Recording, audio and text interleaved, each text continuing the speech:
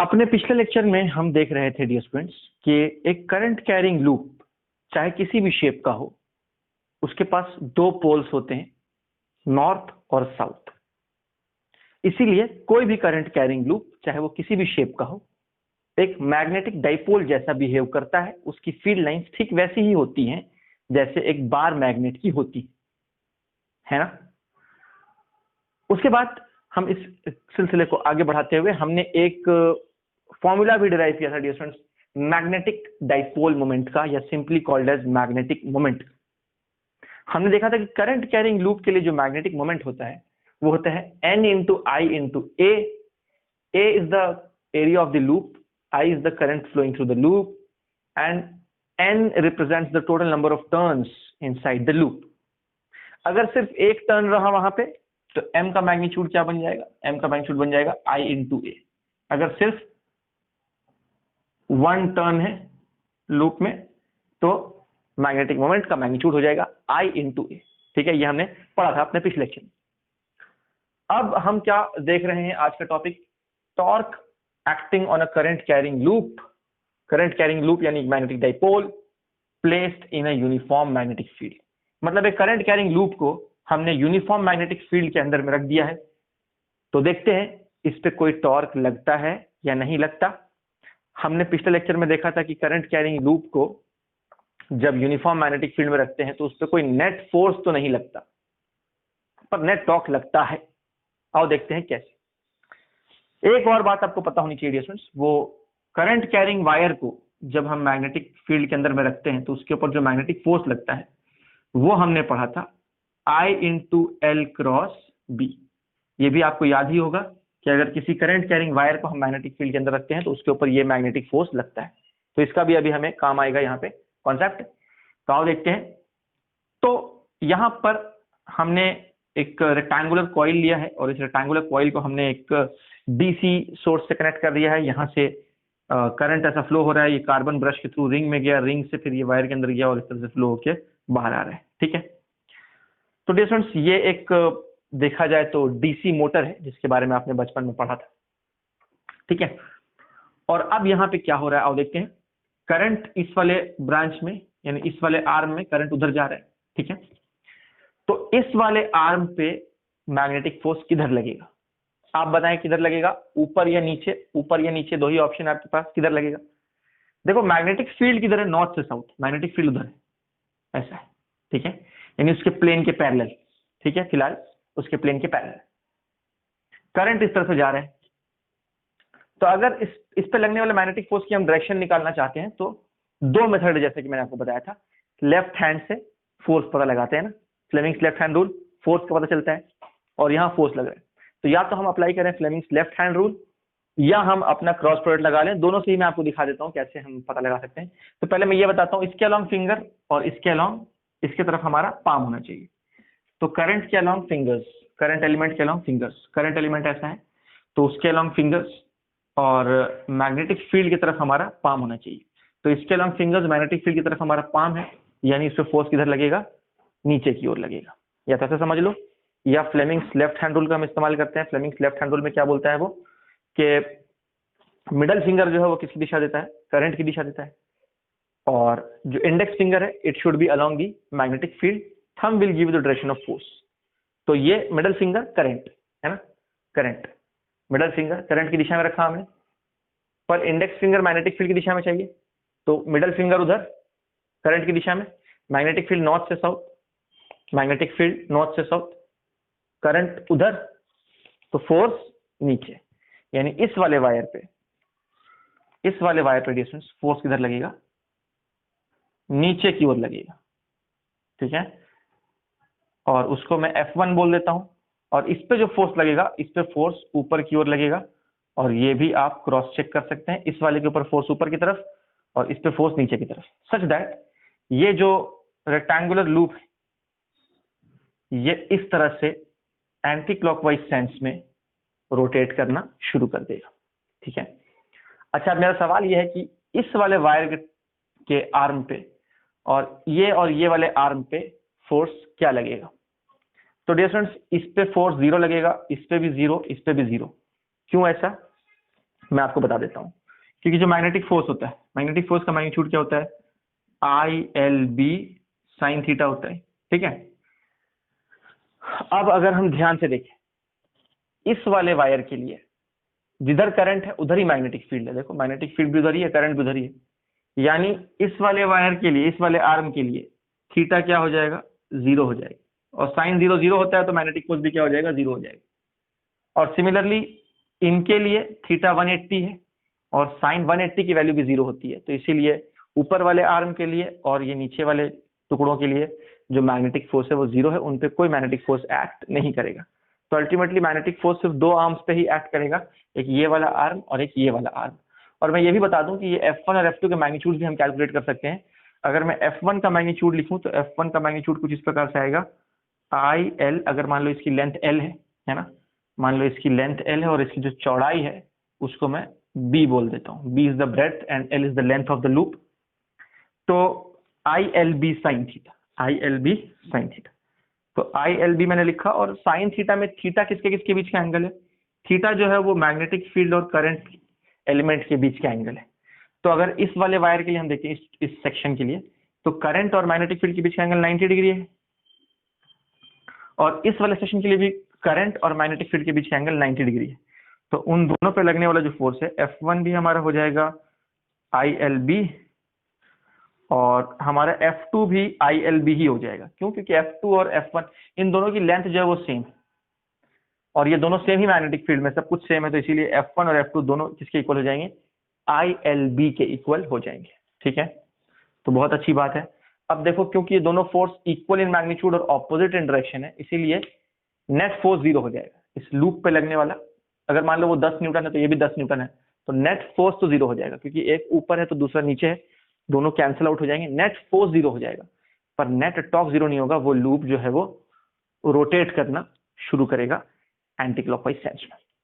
तो अब यहां पर हम क्या देख रहे हैं डियर्स, के जब ये लूप रोटेट करेगा, तो रोटेट होने से पहले मैं एक चीज बता दूं, यहाँ पे मैग्नेटिक मोमेंट भी होगा, इस करंट कैरिंग लूप का एक मैग्नेटिक मोमेंट भी होगा, जिसके लिए मैंने आपको लास्ट लेक्चर में बताया था मेथड, कैसे हम मैग्नेटिक मोमेंट की दिशा पता लगाते हैं। इसकी दिशा हम कैसे पता लगाते हैं, फिंगर्स को कर्ल करते हैं करंट के अलाउंग, करंट के अलाउंग फिंगर्स को कर्ल करते हैं, थंब हमको मैग्नेटिक मोमेंट की दिशा देता है। राइट हैंड यूज करना डियर्स, तो अपने राइट हैंड से फिंगर्स को कर्ल करेंगे करंट की दिशा में, तो करंट इस तरह से एंटी क्लॉकवाइज जा रहा है। तो अगर मैं ऐसे कर्ल करूं तो डियर फ्रेंड्स, वो एक्चुअली प्लेन को आपको समझना पड़ेगा कि वो प्लेन कैसा है, ठीक है। तो मैं प्लेन आपको समझाता हूं। तो ये हमारा लूप है, और इस लूप में क्या हो रहा है कि ये लूप एक्चुअली ऐसा था, पर उसी लूप को मैं अभी ऐसा रख रहा हूं, ठीक है। अब करंट कैसा जा रहा है, करंट एंटी क्लॉकवाइज जा रहा है इस तरह से, ठीक है, एंटी क्लॉक ऐसा जा रहा है करंट। तो मैं फिंगर्स को कर्ल करूंगा, आप वहां देख सकते हैं, तो मैं फिंगर्स को कर्ल करूंगा, फिंगर्स को कर्ल करूंगा इस तरह से into the plane dear friends. यानी इस प्लेन को अगर मैं ऐसा कर दूं, इस प्लेन को अगर मैं ऐसा कर दूं इनटू द प्लेन, यानी मैग्नेटिक मोमेंट मेरा कैसा होगा, ऐसा होगा, इस तरह से होगा, ठीक है डियर फ्रेंड्स। यानी अगर मैं इधर से देखूं तो ये अगर हमारा ये लंबाई b है एक्चुअली, ये चौड़ाई है एक्चुअली, और मेरा मैग्नेटिक मोमेंट मुझे कैसा दिखेगा, मैग्नेटिक मोमेंट ऐसा दिखेगा, जो कि उस लूप के प्लेन के परपेंडिकुलर होगा। तो आपको दिख रहा हो, लूप के प्लेन के परपेंडिकुलर होगा, ठीक है। तो इस तरह से मैंने दिखाया है। और जैसे जैसे लूप रोटेट होगा, लूप अब कैसा रोटेट हो रहा है, लूप एंटी क्लॉकवाइज रोटेट हो रहा है, तो जैसे जैसे लूप रोटेट होगा, तो आप इस तरह से देखिए डिस्टेंस, जैसे जैसे लूप रोटेट होगा वैसे वैसे ये भी मैग्नेटिक मोमेंट भी रोटेट होता जाएगा, ठीक है। हमेशा उसके प्लेन के क्या रहेगा, परपेंडिकुलर रहेगा। वही चीज मैंने यहाँ शो की डिस्टेंस, ये साइड से हम देख रहे हैं, साइड से हम देख रहे हैं तो हमें कुछ इस तरह से दिख रहा है। ये टोटल चौड़ाई जो है वो b है, मतलब ये b/2 है और ये b/2 है, तो ये टोटल b है जो मैंने यहाँ दिखाया है, ये टोटल b है, और इतना हिस्सा ये b/2 है, और ये हिस्सा भी क्या है, b/2 है। तो ये तो डिस्टेंस, ये देखिए ये b/2 है और ये b/2 है। क्यों, क्योंकि अभी वो लूप रोटेट हो गया है, वो लूप जहां कहीं भी पहले था वो लूप अब रोटेट होके ऐसा हो गया, तो मैग्नेटिक मोमेंट कुछ ऐसा हो जाएगा, इस तरह से लूप के प्लेन के परपेंडिकुलर। तो लूप का प्लेन तो अभी ऐसा है, तो लूप के प्लेन के परपेंडिकुलर ये हमारा हो गया मैग्नेटिक मोमेंट। तो ये हमारा हो जाएगा मैग्नेटिक मोमेंट जो कि लूप के प्लेन के परपेंडिकुलर होगा। ठीक है, और मान लो, और मैग्नेटिक फील्ड कैसी है हमको पता है, मैग्नेटिक फील्ड नॉर्थ से साउथ है। मैग्नेटिक फील्ड नॉर्थ से साउथ है, यानी मैग्नेटिक फील्ड ऐसी है। ये देखो ब्लू एरो दिख रहा है, मैंने एक ही लाइन दिखाया ताकि डायग्राम थोड़ा नीट लगे। तो मैग्नेटिक फील्ड ऐसी है, इधर नॉर्थ पोल है, उधर साउथ पोल है, नॉर्थ से साउथ हमारी मैग्नेटिक फील्ड है। तो मैग्नेटिक फील्ड जो हमको नजर आ रही है यहाँ पे, उसका मैग्नेटिक मोमेंट के साथ एंगल क्या है वो मैं यहाँ लिख देता हूँ। तो इस एंगल को मैं डिस्टेंस बोल रहा हूँ थीटा। थीटा कौन सा एंगल है? Theta is the angle between M and B. तो मैं यहाँ लिख रहा हूँ theta is the angle between M and B, magnetic moment and magnetic field. ठीक है, तो यहां से अब मैं कुछ और बातें करूंगा डिस्टेंस के। अभी देखो लूप तो इस पोजीशन में रोटेट हुआ, एंटी क्लॉकवाइज रोटेट हुआ, रोटेट होके इस पोजीशन पे आ चुका है। ठीक है, तो जब इस पोजीशन पे आया है तो अभी फिलहाल ये b/2 है और ये b/2 है, मतलब ये लूप रोटेट होने के बाद अभी ये b/2 और ये b/2 हो गया है। ठीक है, और ये वाला एंगल को हम अल्फा बोल रहे हैं, मतलब अपने इनिशियल ओरिएंटेशन से वो कितने एंगल से घूम चुका है? अल्फा एंगल से घूम चुका है। ठीक है, तो अभी मैं क्या बोल सकता हूँ कि फोर्स तो अभी भी लग ही रहा होगा, ऊपर ही लग रहा होगा अभी भी, और इस पे भी अभी भी फोर्स नीचे ही लग रहा होगा, सच दैट ये एंटी क्लॉकवाइज घूम रहा है। ये फोर्सेस मैंने वहां दिखाए हैं। तो अब अगर इस फोर्स का टॉर्क निकालना है सेंटर के अबाउट, इस वाले एक्सिस के अबाउट, ये एक्सिस ऐसी है ना, ये वाली एक्सिस, ठीक है, वो ऐसी है। तो अगर इस एक्सिस के अबाउट मुझे उस फोर्स का और इस फोर्स का टॉर्क निकालना है, तो मैं टॉर्क के लिए मुझे क्या चाहिए होगा? परपेंडिकुलर डिस्टेंस चाहिए होगा। तो मैंने क्या किया, फोर्स के लाइन ऑफ एक्शन को वहां पे ड्रॉप किया परपेंडिकुलर, ये मुझे परपेंडिकुलर डिस्टेंस मिल गया b/2 cos अल्फा। तो अगर ये b/2 है तो ये b/2 cos अल्फा, वो b/2 है तो ये भी b/2 cos अल्फा, मतलब ये भी b/2 cos अल्फा होगा और ये भी b/2 cos अल्फा होगा। ठीक है, तो डिस्टेंस, ताकि डायग्राम गंदा ना हो इसलिए मैं वहां बना नहीं रहा, पर मैं यहाँ बना देता हूँ। ये भी क्या हो जाएगा? b/2 cos अल्फा हो जाएगा। ठीक है, ये भी b/2 cos अल्फा, ये भी b/2 cos अल्फा। ठीक है, तो अब क्या होगा डिस्टेंस, ये पहले वाले फोर्स की वजह से जो टॉर्क लग रहा है, तो मैं उसको लिख रहा हूं τ1। तो τ1 हमारा क्या हो जाएगा? फोर्स इंटू परपेंडिकुलर डिस्टेंस, है ना, फोर्स इंटू परपेंडिकुलर डिस्टेंस, यही हमारा टॉर्क होता है, टॉर्क का मैग्नीट्यूड। तो फोर्स हमारा क्या है? फोर्स हमारा F1 है। तो F1 का मैग्नीट्यूड मुझे मालूम है, F1 का मैग्नीट्यूड क्या डिस्टेंस यहाँ हम निकाल चुके हैं, F1 का मैग्नीट्यूड ILB है। तो मैं रख रहा हूँ ILB, और R परपेंडिकुलर क्या है? ये R परपेंडिकुलर है जो कि है b/2 cos अल्फा। ठीक है, ये इसके वजह से टॉर्क है, इस पॉइंट के अबाउट जो भी टॉर्क लग रहा है वो मैंने बना दिया है। अब अगर मुझे τ2 लिखना है तो τ2 क्या होगा? τ2 होगा F2 इंटू आर परपेंडिकुलर। ठीक है, तो F2 का भी तो मैग्नीट्यूड वही है ना डियर फ्रेंड्स, ILB, और F2 के लिए भी जो परपेंडिकुलर दूरी है, ये F2 का मैं पीछे लेके आया लाइन ऑफ एक्शन, और मैं इस लाइन के ऊपर उसको ड्रॉप कर रहा हूं। तो परपेंडिकुलर डिस्टेंस F2 का इस पॉइंट से वो भी b/2 cos अल्फा ही है। तो पता ये चला कि दोनों का टॉर्क का मैग्नीट्यूड सेम है, और दोनों फोर्स की वजह से जो टॉर्क है उसकी दिशा भी सेम है, यानी इस फोर्स की वजह से जो टॉर्क है वो भी इसको एंटी क्लॉक ही घुमा रहा है, और इस फोर्स की वजह से इस पॉइंट के बाद जो टॉर्क है वो भी इसको एंटी क्लॉक ही घुमा रहा है। यानी टोटल टॉर्क क्या हो जाएगा डिस्टेंस? टोटल टॉर्क जो हो जाएगा वो हो जाएगा τ1 प्लस τ2, यानी 2 times ILB b/2 cos alpha, यानी ये हो जाएगा 2 times ILB into b/2 cos alpha.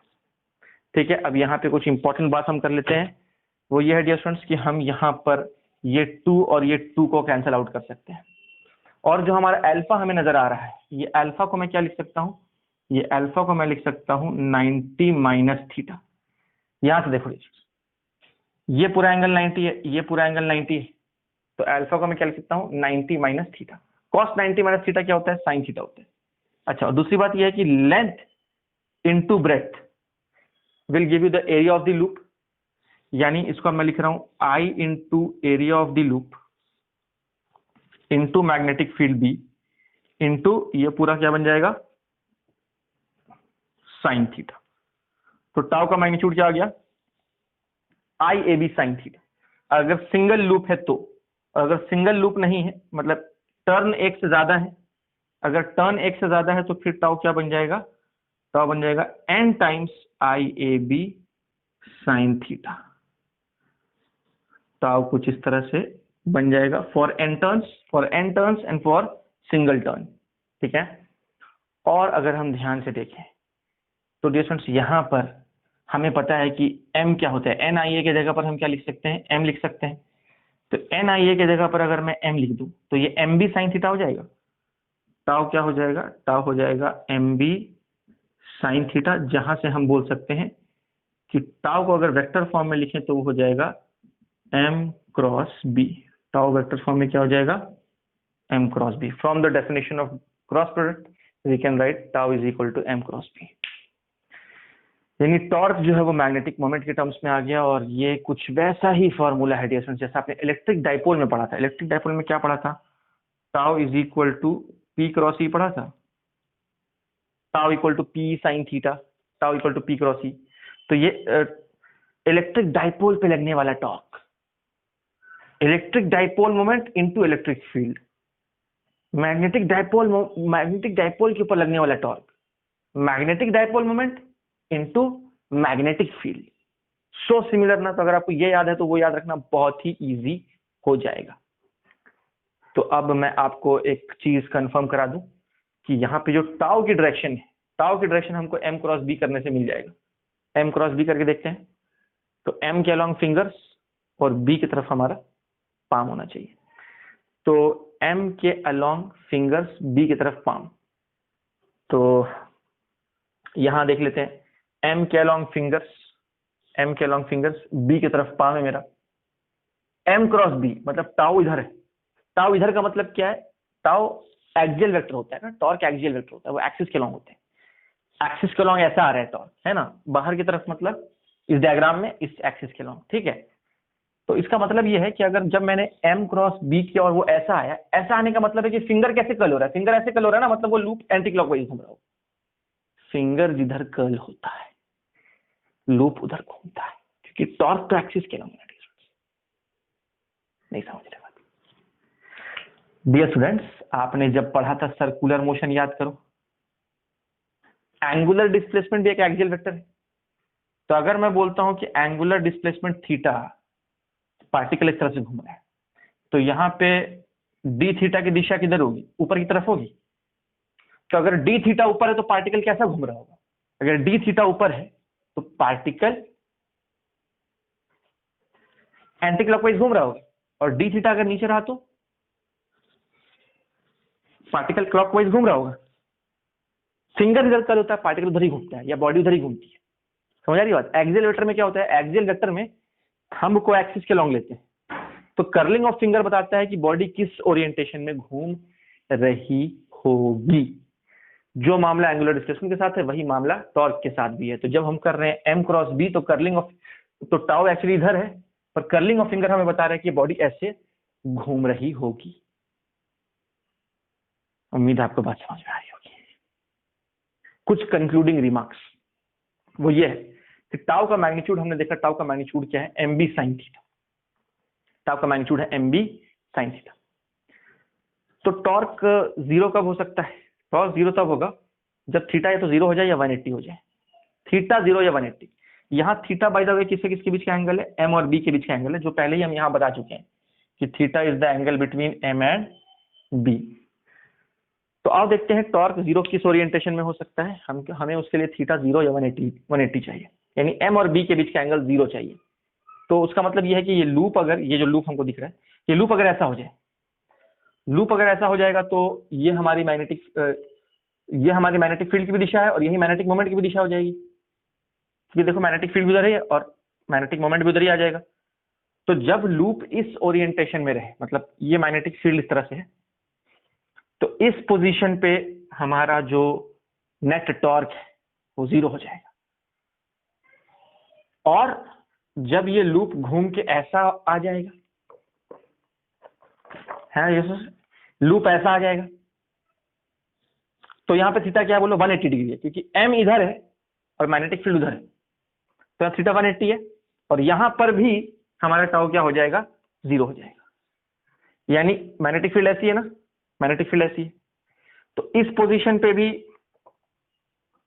Torque 0 होगा और इस पोजीशन पे भी टॉर्क 0 होगा, 0 0।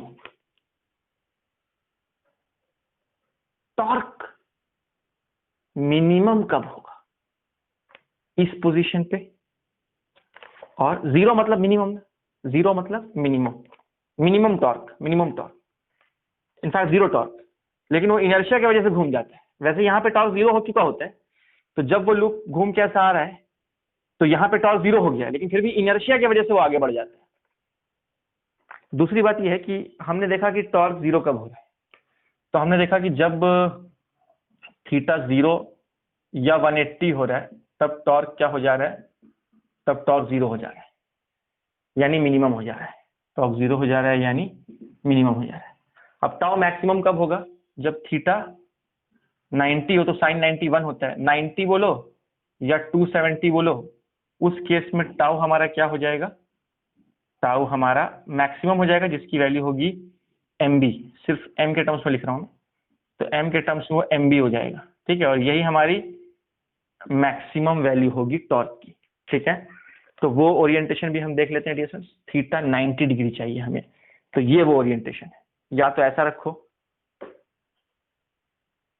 या तो उसको घुमा के ऐसा रख दो, यानी ये या ये, है ना, ये वाली ओरिएंटेशन ले लो या घुमा के ऐसा ले आओ। एक केस में थीटा 90 है, एक केस में थीटा 270 है, ठीक है।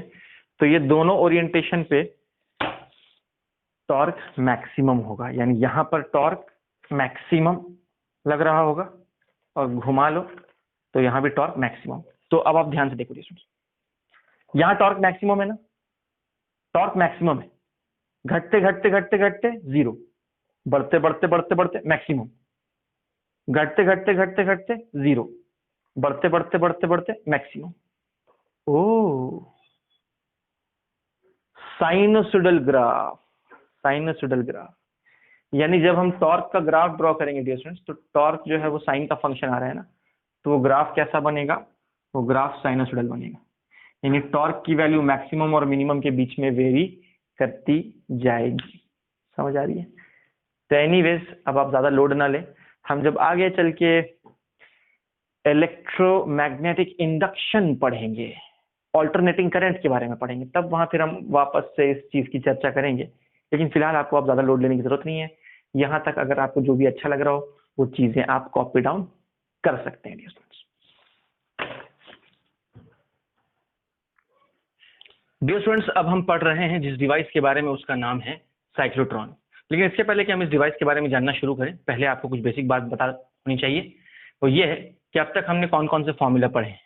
पहले हमने देखा है कि जब भी कोई चार्ज पार्टिकल किसी मैग्नेटिक फील्ड के अंदर मूव करता है तो उसके ऊपर जो मैग्नेटिक फोर्स लगता है उसका फॉर्मूला है Q × V × B, ठीक है। फिर एक करंट कैरिंग वायर जब मैग्नेटिक फील्ड के अंदर रखते हैं तो उसके ऊपर ये फोर्स लगता है, और एक करंट कैरिंग लूप जो है वो एक डाइपोल की जैसा बिहेव करता है, जिसका डाइपोल मोमेंट का फॉर्मूला हमने पढ़ा। और इस करंट कैरिंग लूप को, जिसका कुछ तो डाइपोल मोमेंट है, इसको जब हम एक मैग्नेटिक फील्ड के अंदर रखते हैं तो उसके ऊपर एक टॉर्क भी लगता है, और वो टॉर्क का फॉर्मूला है M × B। तो इतनी सारी चीजें हमने पढ़ी हैं अब तक। इस फॉर्मूला के ऊपर जो बेस्ड डिवाइस है उसका नाम है साइक्लोट्रॉन, ठीक है। तो इसका एप्लीकेशन साइक्लोट्रॉन है, और ये जो फॉर्मूला हमने पढ़े हैं इसका जो इनके ऊपर जो बेस्ड डिवाइसेस हैं, वो उनमें से एक डिवाइस है इलेक्ट्रिक मोटर, जिसके बारे में हमने पिछले लेक्चर में पढ़ा था डियर स्टूडेंट्स, यानी पिछले सेशन में पढ़ा था हमने, है ना। और दूसरा डिवाइस जो है वो है मूविंग कॉइल गैल्वेनोमीटर, ठीक है। तो ये मूविंग कॉइल गैल्वेनोमीटर जो है हम आगे चल के पढ़ेंगे, पर फिलहाल हमें पढ़ना है साइक्लोट्रॉन के बारे में, ठीक है। तो साइक्लोट्रॉन क्या है डियर स्टूडेंट्स? साइक्लोट्रॉन है एक charged particle accelerator, charge particle को एक्सेलरेट करने के काम में आता है। ये कुछ वैसा ही है जैसे वैन डी ग्राफ जनरेटर आपने पढ़ा था इलेक्ट्रोस्टैटिक्स में, वैन डी ग्राफ जनरेटर का ही ये भाई है साइक्लोट्रॉन। अब पहले तो सवाल ये पैदा होता है कि आखिर चार्ज पार्टिकल को एक्सेलरेट करने की क्या जरूरत है। तो डियर स्टूडेंट्स, आपको पता होना चाहिए कि जब आपने Rutherford alpha particle scattering experiment पढ़ा था तो वहां पे आपने क्या पढ़ा था, एक गोल्ड फॉइल था, और उस गोल्ड फॉइल के ऊपर हम अल्फा पार्टिकल्स को बॉम्बार्ड कर रहे थे, ये अल्फा पार्टिकल्स कहाँ से आ रहे थे डियर स्टूडेंट्स? एक रेडियो एक्टिव सोर्स से आ रहे थे, ठीक है। अब वो एक पुराना एक्सपेरिमेंट था, बहुत पुराना एक्सपेरिमेंट है वो डियर स्टूडेंट्स, लेकिन बाद में साइंस ने और तरक्की की, और अब हम क्या करते हैं कि छोटे छोटे चार्ज पार्टिकल्स को आपस में बॉम्बार्ड कराते हैं। क्यों कराते हैं बॉम्बार्ड? देखो, हमको पता है कि 3 सब एटॉमिक पार्टिकल्स के बारे में हमको पता है, इलेक्ट्रॉन, प्रोटॉन और न्यूट्रॉन। लेकिन एटम के अंदर और भी बहुत सारी चीजें हैं। पता चला कि प्रोटॉन के अंदर भी पार्टिकल्स मौजूद हैं, यानी प्रोटॉन से भी छोटे पार्टिकल्स मौजूद हैं, जैसे क्वार्क्स, जैसे मेसॉन्स, पाई मेसॉन्स, म्यूऑन्स, न्यूट्रिनो, एंटी न्यूट्रिनो, है ना। ये बहुत सारे ऐसे ऐसे पार्टिकल्स हैं स्टूडेंट्स जो वैसे तो अनस्टेबल पार्टिकल्स हैं, पर ये वो पार्टिकल्स हैं जो इलेक्ट्रॉन और प्रोटॉन से भी छोटे पार्टिकल्स हैं, और कुछ खास सर्कमस्टांसेस में ये एग्जिस्ट करते हैं। इनके बारे में हमको कैसे पता चला? चार्ज्ड पार्टिकल्स को आपस में बॉम्बार्ड कराया, यानी मान लो एक प्रोटॉन को दूसरे प्रोटॉन से बॉम्बार्ड कराया, तो जब 2 प्रोटॉन्स आपस में कोलाइड होंगे तो फिर प्रोटॉन के अंदर क्या छुपा है वो निकल के सामने आ जाएगा। एक अल्फा पार्टिकल दूसरे अल्फा पार्टिकल से कोलाइड होगा, एक ड्यूटेरॉन दूसरे ड्यूटेरॉन से कोलाइड होगा, तो उनके अंदर कौन सी और चीजें छुपी हैं वो निकल के सामने आती हैं। ये मैंने कुछ आपको एग्जांपल्स दिए हैं डियर स्टूडेंट्स, ऐसे कई सारे पॉसिबिलिटीज हैं चार्ज्ड पार्टिकल्स को आपस में कोलाइड करा के बहुत सारी चीजें और बहुत सारे राज हमको पता चल सकते हैं। अब तक बहुत सारे सब एटॉमिक पार्टिकल्स डिस्कवर हो चुके हैं डियर स्टूडेंट्स, और भी हो रहे हैं। एक बहुत बड़ा एक्सपेरिमेंट इसके ऊपर चल भी रहा है जेनेवा में, आपको पता होगा। ये स्विट्जरलैंड के पास एक जगह है डियर स्टूडेंट्स, जहां पर एक बहुत बड़ा चार्ज पार्टिकल एक्सीलरेटर तैयार किया गया है, जिसको हम बोलते हैं large hadron collider, LHC। Large hadron collider, large hadron collider. आप चाहे तो गूगल कर ले इसके बारे में, यूट्यूब पे वीडियोस पड़े हैं, आप देख सकते हैं कि वहां पे साइंटिस्ट क्या करना चाह रहे हैं। साइंटिस्ट वैसे सर्कमस्टांसेस लैब में क्रिएट करना चाह रहे हैं जो बिग बैंग के टाइम थे, वैसे हालात क्रिएट करना चाह रहे हैं साइंटिस्ट, और देखना चाह रहे हैं कि बिग बैंग से पहले एग्जैक्टली क्या मामला था, या बिग बैंग एग्जैक्टली कैसे हुआ, और बिग बैंग से हमारा यूनिवर्स कैसे वजूद में आया। इस मिस्ट्री को समझने के लिए साइंटिस्ट एग्जैक्टली बिग बैंग जैसे सिचुएशंस को क्रिएट करना चाह रहे हैं लैबोरेटरी के अंदर, जो आप इस हेडिंग के अंदर पढ़ सकते हैं। ये दुनिया का सबसे बड़ा चार्ज पार्टिकल एक्सीलरेटर है, और इसको बहुत सारे देशों के साइंटिस्ट ने मिलकर तैयार किया। एनीवेज, अब ज्यादा मैं इसके बारे में नहीं बात करूंगा, आप इसके बारे में खुद ही स्टडी कर सकते हैं गूगल पे। हम आगे आते हैं अपने डिवाइस के ऊपर। हमारे डिवाइस का नाम है साइक्लोट्रॉन। साइक्लोट्रॉन, जैसा कि मैंने बताया, कि चार्ज पार्टिकल को एक्सीलरेट करने के काम में आता है। इसके अंदर क्या चीजें होती हैं वो देख लेते हैं। तो इसके अंदर 2 हॉलो सेमी सर्कुलर डिस्क होते हैं, और ये हॉलो डिस्क जो है वो मेटल का बना होता है। इसको हमने एक नाम दिया है जिसको हम बोलते हैं डीज। डीज प्लूरल है, सिंगुलर है जो डी है। डी क्यों बोलते हैं? क्योंकि इंग्लिश अल्फाबेट डी के जैसा देखने में लगता है, इंग्लिश अल्फाबेट डी के जैसा देखने में लगता है, इसीलिए उसका नाम डी रखा गया है। 2 डी है तो डीज हो गए, वो डीज है। ये डीज के बीच में एक छोटा सा स्पेस छोड़ा गया, जिसमें गैप है, उस गैप के अंदर एक्चुअली हम चार्ज पार्टिकल को रखते हैं, ठीक है। इन दोनों डीज को कनेक्ट किया गया है एक एसी सोर्स से। ये ऐसा आपको ऐसा कर्व्ड साइन दिख रहा होगा, वो कर्व्ड साइन बताता है कि वो एक ऑल्टरनेटिंग करंट का सोर्स है। हमको पता है कि ऑल्टरनेटिंग करंट जो है वो अपनी दिशा को बदलता जाता है, और इसके वजह से कभी वो पॉजिटिवली चार्ज होता है, ये नेगेटिवली चार्ज होता है, फिर कभी वो नेगेटिवली चार्ज होता है और ये पॉजिटिवली चार्ज होता है। तो पोलैरिटीज जो है, पोलैरिटीज रिवर्स होती रहती है। दूसरी बात यह है कि यहाँ पर ऊपर में और नीचे में हमने बहुत स्ट्रॉन्ग इलेक्ट्रोमैग्नेट्स लिए हैं। ऊपर में हमने नॉर्थ पोल क्रिएट किया है, नीचे में साउथ पोल क्रिएट किया है, और ये जो मैग्नेटिक फील्ड क्रिएट हो रही है नॉर्थ से साउथ, ये मैग्नेटिक फील्ड की स्ट्रेंथ हम कंट्रोल कर सकते हैं। कैसे कंट्रोल कर सकते हैं? करंट कम ज्यादा कर दो। यहाँ करंट कम ज्यादा करने से मैग्नेटिक फील्ड की स्ट्रेंथ जो है वो कम ज्यादा हो सकती है। बहुत large amount of magnetic field यहाँ पे क्रिएट की जाती है, लगभग 15,000 गॉस के आसपास, यानी 1.5 टेस्ला के आसपास मैग्नेटिक फील्ड यहाँ पे क्रिएट की जाती है, और उसी मैग्नेटिक फील्ड के अंदर चार्ज पार्टिकल को हम एक्सीलरेट कराने का काम करते हैं। इस पूरे सेटअप को एक वैक्यूम चेंबर के अंदर इनक्लोज कर दिया जाता है। और देखते हैं कि ये काम कैसे करता है। तो इसी सेटअप को जब ऊपर से देखा गया, तो ये 2D में डायग्राम बना रहा हूँ, ऐसे ऊपर से देखा जी, तो ये डायग्राम ऐसा दिखेगा आपको। यहाँ पे एसी सोर्स लगा हुआ है। अब डियर स्टूडेंट्स, होता यह है कि यहाँ जो डीज के बीच में जो गैप है, इस गैप के अंदर हम एक चार्ज पार्टिकल को रखते हैं। जनरली वो एक पॉजिटिवली चार्ज पार्टिकल होता है। 3 टाइप के पार्टिकल्स मोस्टली हम यूज करते हैं इसमें। या तो हम प्रोटॉन को यूज करते हैं, यहाँ पे या तो प्रोटॉन ले सकते हैं, या ड्यूटेरॉन ले सकते हैं। ड्यूटेरॉन क्या होता है इसके बारे में मैं आपको पिछले लेक्चर में बता चुका हूं, आप जाके वहां चेक कर सकते हैं। प्रोटॉन, ड्यूटेरॉन और अल्फा पार्टिकल, जनरली यही 3 पार्टिकल्स हम जनरली एक्सेलरेट कराते हैं, proton, deuteron and alpha particle. ठीक है, प्रोटॉन कहां से मिलता है? हाइड्रोजन गैस को आयनाइज करो, वहां से प्रोटॉन मिल जाएगा। अल्फा पार्टिकल कहां से मिलता है? हीलियम गैस जो है उसको आयनाइज करो तो वहां से आपको अल्फा पार्टिकल मिल जाएगा, एंड सो ऑन। तो गैसेस को आयनाइज करके हम ये पॉजिटिवली चार्ज पार्टिकल्स वहां से एक्सट्रैक्ट कर सकते हैं और यहाँ पर हम उसको एक्सेलरेट करा सकते हैं। तो यहाँ पे एक पॉजिटिवली चार्ज पार्टिकल को रखा गया और यहाँ स्विच ऑन कर दिया गया है, एसी सोर्स ने काम करना शुरू कर दिया। और मान लो इनिशियली ये वाला जो मेटल का बना हुआ डी है वो नेगेटिवली चार्ज हो गया और ये जो डी है वो पॉजिटिवली चार्ज हो गया, यानी ये हायर पोटेंशियल पे आ गया, वो लोअर पोटेंशियल पे आ गया। क्या होगा इसकी वजह से? इसकी वजह से एक इलेक्ट्रिक फील्ड सेटअप हो जाएगी और इस चार्ज पार्टिकल के ऊपर एक इलेक्ट्रोस्टैटिक फोर्स लगेगा। उस इलेक्ट्रोस्टैटिक फोर्स की वजह से ये हायर पोटेंशियल से लोअर पोटेंशियल की ओर, यानी पॉजिटिव से नेगेटिव की ओर इस तरह से मूव करना शुरू करेगा। मान लो कुछ वेलोसिटी v से उसने मूव करना शुरू की थी, तो जब वो मूव करना शुरू करेगा डिस्टेंस, जैसे ही वो मूव करना शुरू करेगा, हमको ध्यान रखना चाहिए कि इस पूरे रीजन में मैग्नेटिक फील्ड भी एग्जिस्ट कर रहा है, जो मैंने यहाँ दिखाया है क्रॉस के रूप में इस तरह से। ठीक है, तो जैसे ही वो मूव करना शुरू करेगा उसके ऊपर एक मैग्नेटिक फोर्स भी लगना शुरू हो जाएगा। इलेक्ट्रोस्टैटिक फोर्स की वजह से उसने मूव करना शुरू किया और जैसे ही उसने मूव करना शुरू किया वैसे ही उसके ऊपर एक मैग्नेटिक फोर्स भी लगना शुरू हो जाएगा। हमें पता है कि मैग्नेटिक फोर्स क्या करता है? वेलोसिटी की दिशा को बदलता है। मैग्नेटिक फोर्स सिर्फ और सिर्फ एक ही काम कर सकता है, वेलोसिटी को दिशा को बदलना। ठीक है, तो वेलोसिटी की दिशा बदलेगी और वो चार्ज पार्टिकल एक सर्कुलर पाथ में घूमना शुरू कर देगा, क्योंकि यहाँ पे थीटा क्या है? 90 डिग्री है, तो ये सर्कुलर पाथ में घूमना शुरू कर देगा। क्योंकि चार्ज पार्टिकल पॉजिटिवली चार्ज है, तो अगर हम डायरेक्शन पता लगाना चाहें तो v क्रॉस b करते हैं तो हमें इसकी दिशा मिलेगी। v क्रॉस b करने के लिए हम क्या करेंगे? v के अलोंग फिंगर्स और b की तरफ पाँव, v के अलोंग फिंगर्स, b की तरफ पाँव, b नीचे है। v क्रॉस b यानी इधर, यानी वो चार्ज पार्टिकल इस तरह से घूमेगा और वो एंटी क्लॉकवाइज सेंस में सर्कुलर मोशन परफॉर्म करना शुरू कर देगा। जब वो सर्कुलर मोशन परफॉर्म करना शुरू करेगा तो उसका जो पाथ का रेडियस है उसका फॉर्मूला हमें पता है, रेडियस। ये फॉर्मूला हम पहले डिराइव कर चुके हैं, r is equal to mv/qb। यहाँ से हम लिख सकते हैं v is equal to qbr/m। अब जनरली चार्ज पार्टिकल का चार्ज, उसका मास और मैग्नेटिक फील्ड कांस्टेंट होती हैं, तो क्योंकि ये सारी चीजें कांस्टेंट है तो हम बोल सकते हैं कि v is directly proportional to r।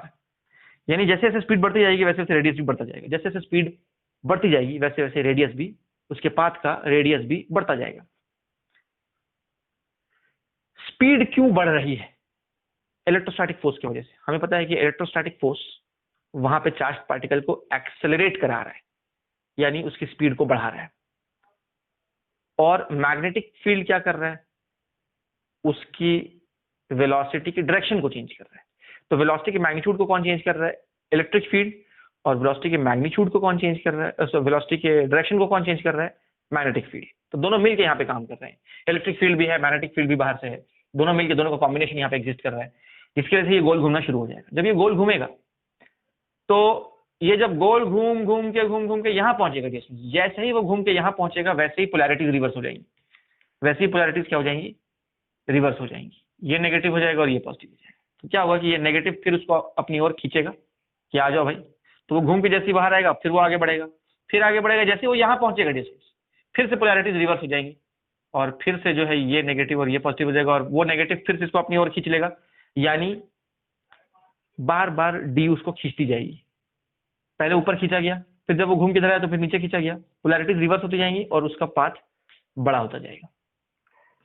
Speed बढ़ती जा रही है तो रेडियस भी बढ़ता जाएगा। हमको दिख रहा है यहाँ पे रेडियस बढ़ता जा रहा है, बढ़ता जा रहा है, बढ़ता जा रहा है, गोल घूमता जाएगा और अल्टीमेटली वो बाहर आएगा और जाके बाहर टारगेट को हिट करेगा। जब वो बाहर आएगा तो उसकी स्पीड मैक्सिमम हो चुकी होगी, वो अपने मैक्सिमम स्पीड को अटेन कर चुका होगा, उसकी काइनेटिक एनर्जी मैक्सिमम हो चुकी होगी और उसकी स्पीड भी मैक्सिमम हो चुकी होगी। अगर हम स्पीड के मैक्सिमम वैल्यू की बात करें तो हम वो वैल्यू कैलकुलेट भी कर सकते हैं। मान लो किसी भी एक डी का जो रेडियस है वो रेडियस मान लो कैपिटल आर है। हमने अभी देखा कि जैसे जैसे रेडियस बढ़ता जाएगा स्पीड बढ़ती जाएगी, यानी स्पीड बढ़ती जाएगी तो रेडियस बढ़ता जाएगा। जब रेडियस मैक्सिमम होगा तो स्पीड भी क्या हो जाएगी? मैक्सिमम हो जाएगी। यानी स्मॉल आर की मैक्सिमम वैल्यू क्या है? स्मॉल आर की मैक्सिमम वैल्यू मतलब रेडियस बड़ा होते होते होते होते होते रेडियस कहाँ तक जा सकता है? रेडियस कैपिटल आर तक जा सकता है। तो स्मॉल आर की मैक्सिमम वैल्यू कैपिटल आर है, तो जब रेडियस कैपिटल आर होगा तो करस्पॉन्डिंग स्पीड क्या हो जाएगी? मैक्सिमम हो जाएगी। यानी जब वो बाहर निकल रहा है तो उसका रेडियस क्या है? कैपिटल आर है, तो यहाँ पर उसकी स्पीड मैक्सिमम मतलब रेडियस कैपिटल आर। तो ये हमारे मैक्सिमम स्पीड का फॉर्मूला हो गया QBR/m। अगर हम मैक्सिमम काइनेटिक एनर्जी निकालना चाहें तो हाफ m Vmax का स्क्वायर करना पड़ेगा, यानी इस पूरे टर्म का हमको स्क्वायर करना पड़ेगा। तो इसको जब Vmax का स्क्वायर करके मैंने यहाँ लिखा है Q²B²R²/m, यहाँ m और m कैंसिल आउट हो जाएगा डियर स्टूडेंट्स। जब ये कैंसिल आउट हो जाएगा तो अल्टीमेटली के मैक्स क्या हो जाएगा, Q square B square R square upon 2m। तो ये हमारा मैक्सिमम काइनेटिक एनर्जी का एक्सप्रेशन आ गया। अब इस एक्सप्रेशन, ये देखो ये एक्सप्रेशन हम पहले भी डिराइव कर चुके हैं। चार्ज पार्टिकल की काइनेटिक एनर्जी का एक्सप्रेशन मैं आपको पहले बता चुका हूँ डिस्टेंस, आप चाहें तो नोट्स पर जाके पीछे जाके चेक कर सकते हैं। तो ये के मैक्स का फॉर्मूला हमने यहाँ पे लिख दिया। अब हम चाहें तो मैक्सिमम काइनेटिक एनर्जी को हम चाहें तो इसको फ्रीक्वेंसी के टर्म्स में लिख सकते हैं। कैसे लिख सकते हैं, देखो फ्रीक्वेंसी का फॉर्मूला हमें पता है। फ्रीक्वेंसी का फॉर्मूला में क्या पता है, क्यूबी अपॉन 2πm। तो ऊपर क्यूबी हमारा मौजूद है, बस नीचे 2πm चाहिए होते, पाई चाहिए होगा नीचे। तो हम क्या करेंगे, पाई से मल्टीप्लाई डिवाइड कर दो, इसको पाई से मल्टीप्लाई डिवाइड कर दो, तो क्या होगा नीचे 2πm आ जाएगा। और ये क्यू स्क्वायर बी स्क्वायर को मैं तोड़ के लिखा क्यूबी इंटू क्यूबी, ठीक है। अब ये देखो क्यूबी अपॉन 2πm, ये क्या हो गया, ये फ्रीक्वेंसी हो गई। तो उसी वैल्यू को मैंने यहाँ लिख दिया है, Q into B into frequency into R square into pi. अब बाकी सारी चीजें कांस्टेंट है, तो हम क्या बोल सकते हैं, K max is directly proportional to frequency. K max is directly proportional to frequency, यानी उसके गोल घूमने की फ्रीक्वेंसी जितनी ज्यादा होगी उसकी काइनेटिक एनर्जी की मैक्सिमम वैल्यू उतनी ज्यादा होगी। डिस्टेंस हम ये भी पता लगा सकते हैं कि उस चार्ज पार्टिकल के गोल घूमने का टाइम पीरियड क्या है। चार्ज पार्टिकल के गोल घूमने का टाइम पीरियड क्या है। क्या यहाँ पे टाइम पीरियड फिक्स रहने वाला है, यस टाइम पीरियड फिक्स रहने वाला है। क्यों फिक्स रहने वाला है, क्योंकि हमें पता है कि टाइम पीरियड जो होता है चार्ज पार्टिकल जब गोल घूमता है मैग्नेटिक फील्ड के अंदर, तो उसका टाइम पीरियड का फॉर्मूला होता है 2πm अपॉन क्यूबी। ये फॉर्मूला हम पहले ही डिराइव कर चुके हैं। यहाँ पे हम देख रहे हैं कि जो टाइम पीरियड है वो ना ही स्पीड पे डिपेंड करता है ना ही रेडियस पे डिपेंड करता है। तो भले यहाँ पे रेडियस बढ़ता जा रहा है, भले यहाँ पे स्पीड बढ़ती जा रही है, उससे टाइम पीरियड को कोई फर्क पड़ने वाला नहीं है, क्योंकि टाइम पीरियड जो है वो मास चार्ज और मैग्नेटिक फील्ड पे डिपेंड करता है। यहाँ पे हमने मास चार्ज और मैग्नेटिक फील्ड सबको कांस्टेंट रखा हुआ है, तो जब तक ये चीजें कांस्टेंट है तब तक टाइम पीरियड फिक्स रहेगा। यानी कि जब रेडियस छोटा था तो स्पीड भी कम थी, और जब रेडियस बड़ा हो गया तो स्पीड भी ज्यादा हो गई, such that time period remains same, ठीक है। तो time period through out same रहेगा। अगर हम निकालना चाहें टाइम स्पेंट इनसाइड 1d, तो वो टाइम भी हम निकाल सकते हैं। वो होगा टाइम पीरियड का आधा, जो कि हो जाएगा πm अपॉन क्यूबी। इसका आधा कर दो तो आ जाएगा πm upon QB. By the way मैं ये बता दूं कि जब हम टाइम पीरियड की बात करते हैं तो टाइम पीरियड मतलब एक सर्कल कंप्लीट करने का जो टाइम है वही टाइम पीरियड कहला रहा है। यहाँ पे एक सर्कल ये कहाँ कंप्लीट कर रहा है, तो डिस्टेंस मान लीजिए यहाँ से शुरू की अपनी जर्नी, तो ये गोल घूम के यहाँ जब आएगा तो ये एक सर्कल कंप्लीट हो जाए, यहाँ से घूम के वापस यहाँ, ये एक टाइम पीरियड है, ये एक टाइम पीरियड है डिस्टेंस, यहाँ से शुरू करके यहाँ, ये एक टाइम पीरियड है, फिर ये और एक टाइम पीरियड होगी, फिर ये और एक टाइम पीरियड होगी एंड सो ऑन, ठीक है। तो जब मैं बात करता हूँ टाइम स्पेंट इनसाइड 1d, किसी भी एक डी के अंदर वो कितना समय बिता रहा है, तो वो ये वाला टाइम है, यहाँ से शुरू करके यहाँ वाला टाइम। तो ये तो आधा सर्कल है ना, ये सेमी सर्कल है। मान लो इस डी के अंदर वो कितना टाइम बिता रहा है, टाइम पीरियड का आधा, जो कि हो जाएगा स्मॉल t/2, जो कि हो जाएगा πm अपॉन क्यूबी। हम चाहें तो टाइम पीरियड के रेसिप्रोकल करके फ्रीक्वेंसी भी निकाल सकते हैं। इसका उल्टा कर दो तो क्यूबी अपॉन 2πm फ्रीक्वेंसी हो जाएगा, यानी गोल घूमने की फ्रीक्वेंसी। और हम क्या करते हैं स्टूडेंट्स, ये जो एसी सोर्स है इसकी फ्रीक्वेंसी चार्ज पार्टिकल के गोल घूमने की फ्रीक्वेंसी सेम रखते हैं। क्यों सेम रखते हैं, ताकि हमको मैग्नेटिक रेजोनेंस मिल जाए। क्या बोलना चाह रहा हूं मैं आपको समझाता हूं।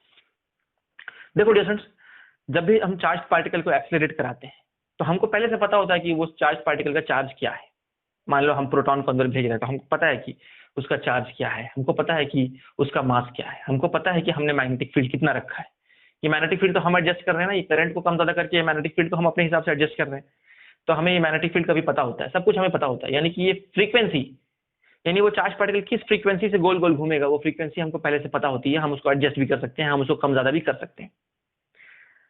अब यहां पर जो फ्रीक्वेंसी होती है स्टूडेंट्स, वो जो फ्रीक्वेंसी है, ये फ्रीक्वेंसी हमें पहले से पता होती है, ठीक है। अभी एग्जाम्पल के लिए बता रहा हूं मैं आपको। मान लो चार्ज पार्टिकल के गोल घूमने की फ्रीक्वेंसी 100 हर्ट्ज, चार्ज पार्टिकल के गोल घूमने की फ्रीक्वेंसी 100 हर्ट्ज है, ये 100 हर्ट्ज है। तो हम एसी सोर्स भी कितने फ्रीक्वेंसी का यूज करेंगे, 100 हर्ट्ज का ही यूज करेंगे। ऐसा क्यों बोल रहा हूं मैं, क्योंकि जब ये चार्ज पार्टिकल घूम के यहां पहुंचता है, तो उतने देर में पोलैरिटी को रिवर्स हो जाना चाहिए, उतने देर में पोलैरिटी को रिवर्स हो जाना चाहिए। फिर जब वो घूम के यहां पहुंचता है तो फिर से पोलैरिटी रिवर्स है, यानी हर आधे सर्कल के बाद पोलैरिटी को क्या हो जाना चाहिए, रिवर्स हो जाना चाहिए, तभी वो उसका सर्कुलर मोशन कंटिन्यू होगा, वरना नहीं होगा। आपको समझ में आ रही है बात। तो इसीलिए इस फ्रीक्वेंसी को हम मैग्नेटिक रेजोनेंस फ्रीक्वेंसी भी बोलते हैं, कि ये वो फ्रीक्वेंसी है जिस फ्रीक्वेंसी में हमको ये एसी सोर्स को रखना पड़ता है ताकि इसकी फ्रीक्वेंसी और इसके गोल घूमने की फ्रीक्वेंसी मैच हो जाए, रेजोनेंस हो जाएगा, यानी वो दोनों सेम फेज में आ जाएंगे। सेम फेज में आ जाएंगे तो फिर वो एम्पलीट्यूड बढ़ता जाएगा, यानी रेडियस बढ़ता जाएगा, और फिर वो अल्टीमेटली बाहर आएगा और हम उसको टारगेट पे हिट कर सकते हैं। तो उम्मीद है कि आपको बात समझ में आ गई हो कि साइक्लोट्रॉन किस तरह से काम कर रहा है। स्टूडेंट्स, साइक्लोट्रॉन के कुछ लिमिटेशंस भी हैं, ठीक वैसे जैसे वैन डी ग्राफ जनरेटर के लिमिटेशंस है। तब आप सोचेंगे कि यार जब वैन डी ग्राफ जनरेटर था ही तो फिर इसकी क्या जरूरत थी।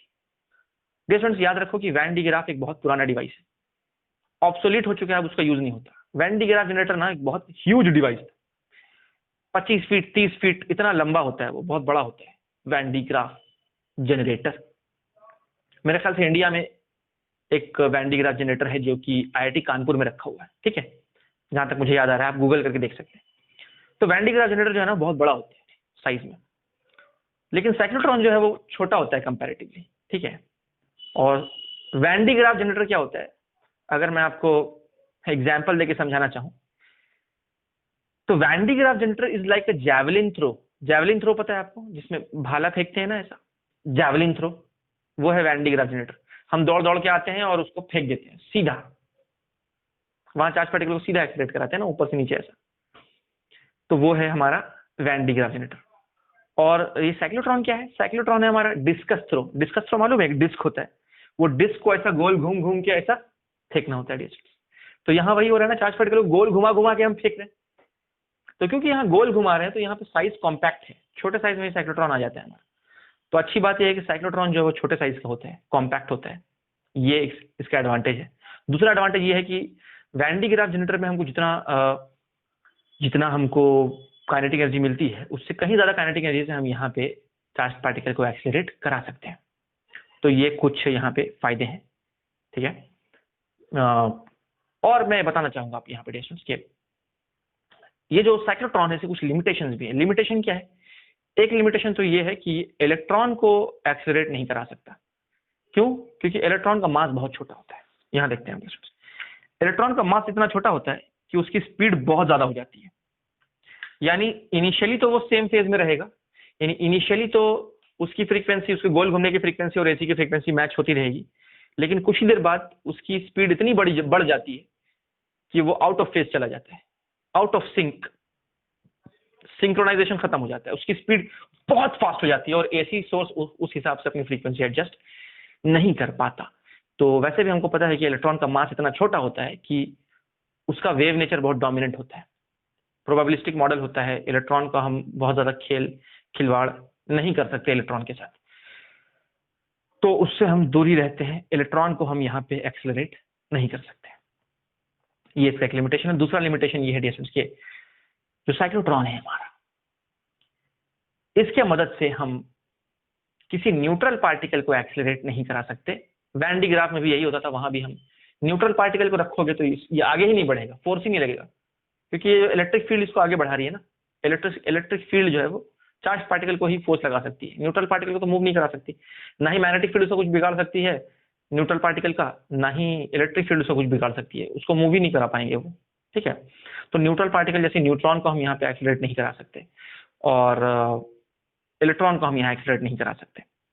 बाकी पॉजिटिवली चार्ज पार्टिकल्स ले आओ, इवन नेगेटिवली चार्ज पार्टिकल्स, तुम नेगेटिव चार्ज आयंस ले आओ, वो सबको हम एक्सीलरेट करा सकते हैं, पर इलेक्ट्रॉन को नहीं करा सकते और न्यूट्रल पार्टिकल्स को नहीं करा सकते। तो ये ऐसी कुछ लिमिटेशंस हो गई। उम्मीद है आपको बात समझ में आ गई होगी, तो आप यहाँ तक कॉपी डाउन कर लेंगे डियर स्टूडेंट्स।